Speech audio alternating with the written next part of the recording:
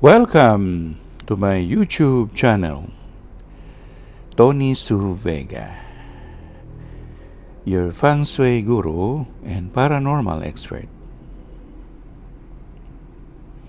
Horoscope, August 23 to September 22.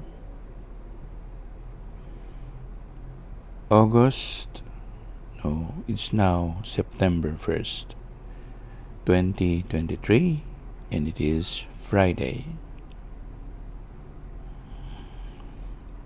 Career. Natutuwa sa'yo yung boss mo at nakuha mo ang atensyon niya. Pag-usayan mo pa ang iyong pagtatrabaho para ikaw makaranas naman ng salary raise o ng aumento. At pwede mo naman ding pakiusapan yung boss mo kung ano ang gusto mong mangyari o anong gusto mong gawin. Mag-aaral ka pa ba? O meron ka bang iuungot sa kanya gaya ng kailangan mo ng bahay, bibili ka ng bahay, o meron kang pagsasaayos ng pagbili ng property na para sa iyo lang o para sa sarili mo. Pagbibigyan ka ng boss mo. Makakatulong din ang Pag-ibig Fan para dyan.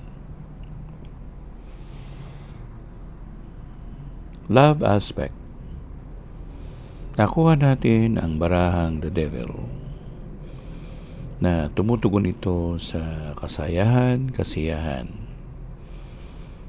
Kayong dalawa ng iyong kapartner, asawa mo man o lover mo, magkasundo kayo para kayong pinagbiyak na inidoro.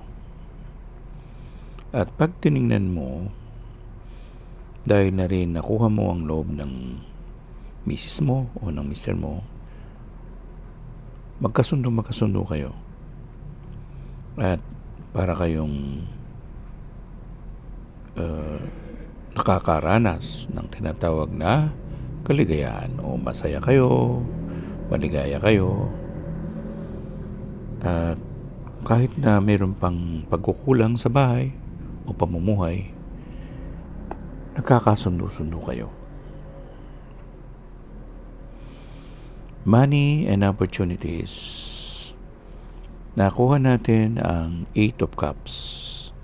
Ang 8 of Cups kasi ay barahan ng pagtalikod o pag-abandona.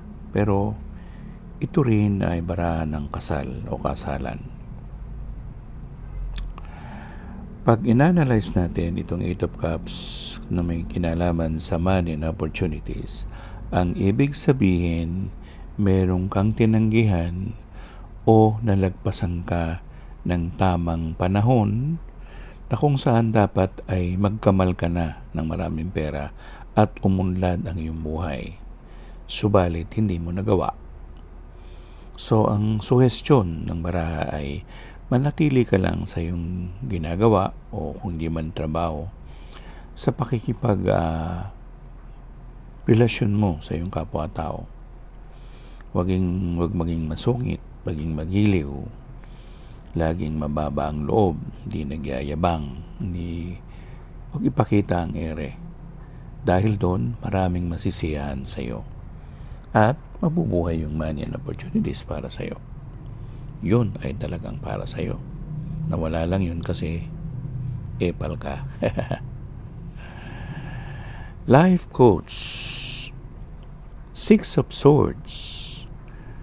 Ang 6 of Swords kasi ay may tinutukoy din dun sa tawag ay nostalgic memory. Yung nostalgic memory, ibig sabihin binabalik-balikan mo yung nakaraan at parang pinapangarap mo siyang mangyari muli. Ganun naman talaga. So kung ito ay life coach, ang ibig sabihin, pagkahaba-haba man daw ng prosesyon, sa simbahan pa rin ang iyong tuloy. Ang ibig sabihin, kung anong ginagawa mo ngayon o kahapon, matatapos mo rin lahat yan at makakarating ka sa iyong destinasyon. Meron bang mga tao na naglalakad tapos hindi nakarating sa paroroonan? Malamang naligaw. Kung hindi man siya naligaw, malamang meron siyang ibang pinuntahan. So, na-detour.